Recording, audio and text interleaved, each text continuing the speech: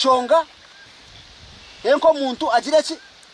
ajigambe abatura barenze 250 kandi bari kwegitira mu kibina cyabo ecyanya Rurambi Nyakabingo bahinji barisa kweterana group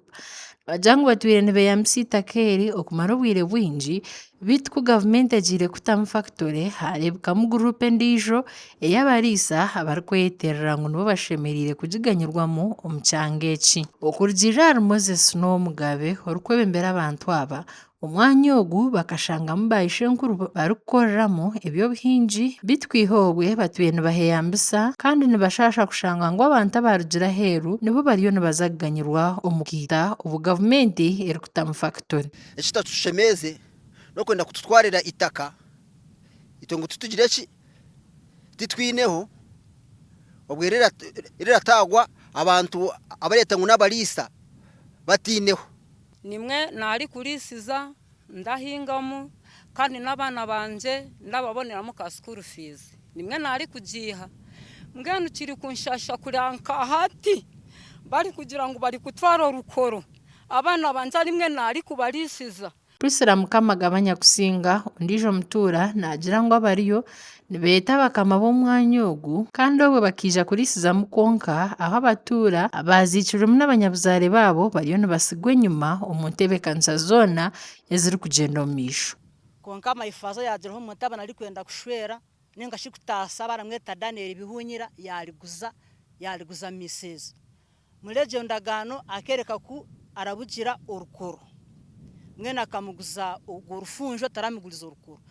itakeri ikinakasha munonga tata azicikwa azicikwa hari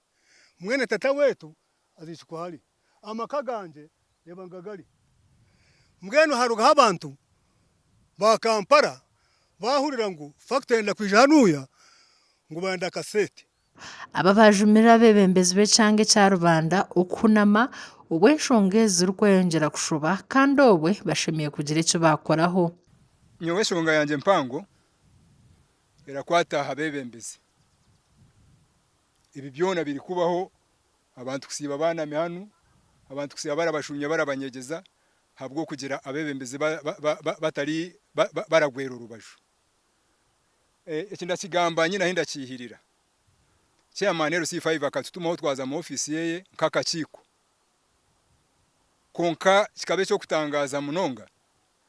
nkanyina masiko ndategateka nko mwebembezi w'abantu umuntu rebembera na Nkade Hall district cyoberekera mwangwira munonga kureba ngo egishonga nkeji niwo yobira aragijuramu ekiri kunsasa munonga ni kureba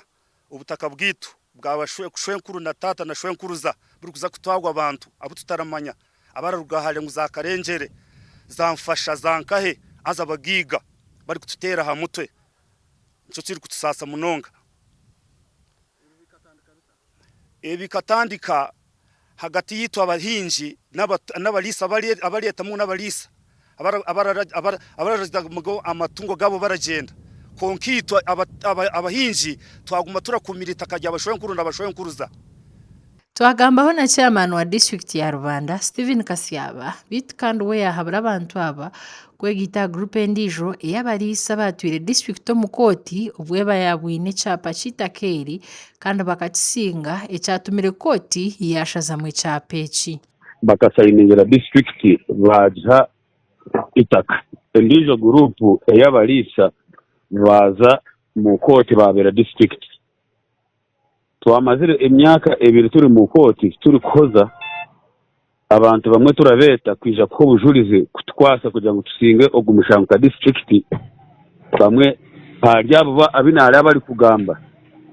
bamwe bakanga no kwija kuza mu koti kwa obujurize Government ya Uganda iri mu ntebe kanza zo kutandika factory yo bitaro mchanga cya rubanda kandi kurgira abebembezi umwanya ogu nugo guhirweyo ukombeka mu factory eji kandi na investor wo kujukora yamanyurwe gasha kwa job na manyapuri